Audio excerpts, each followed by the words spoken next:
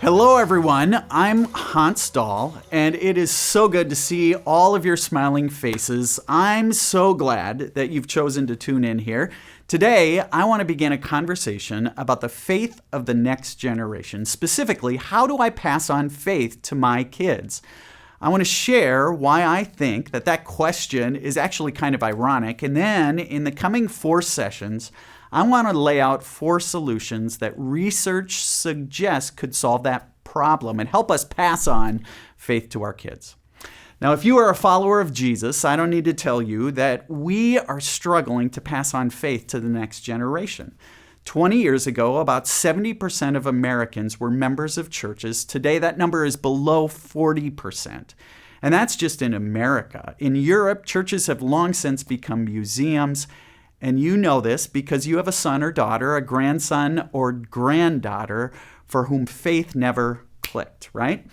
Maybe they were raised in the faith, baptized, confirmed, married in the church, but they never returned. And I don't have to tell you that as followers of Jesus, again, we've struggled to pass on faith to the next generation, and it hurts. It's hard. And here's what's ironic. When Jesus roamed the earth, he went to great lengths, what would have seemed extreme lengths, to show people how important children were to him. The authors of the Bible who recorded the stories of Jesus' life, they did something that would have been unheard of in that ancient world. They told stories of Jesus interacting with children, with kids, with youth. Absolutely no one did that in the ancient world because kids were expendable. The chances of them growing into adulthood, they weren't great. They were seen as weak. You didn't get attached to your kids because chances are they weren't going to be with you long. In fact, we give way more love and affection to our pets today than people did to their own children in that first century world.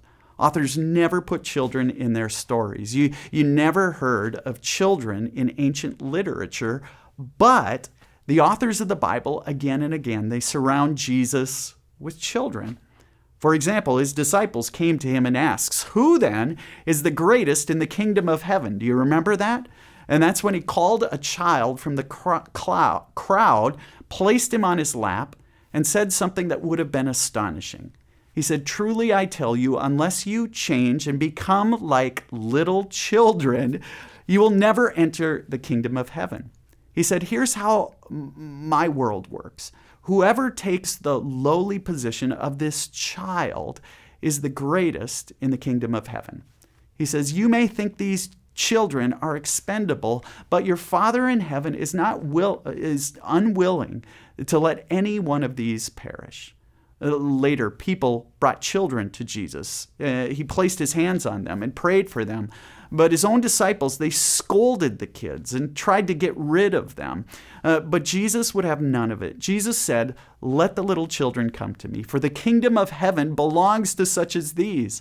Again, later, surrounded by a crowd of children and onlookers wondering why Jesus was wasting his time, Jesus said, "Why do you despise these little ones? These kids see the face of God more clearly than you."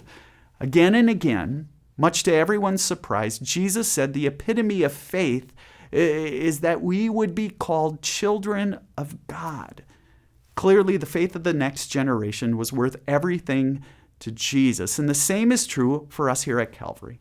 So over the next video sessions, I want to share with you how we, as followers of Jesus who care about the faith of our kids and grandkids, how do we pass on faith in ways that stick?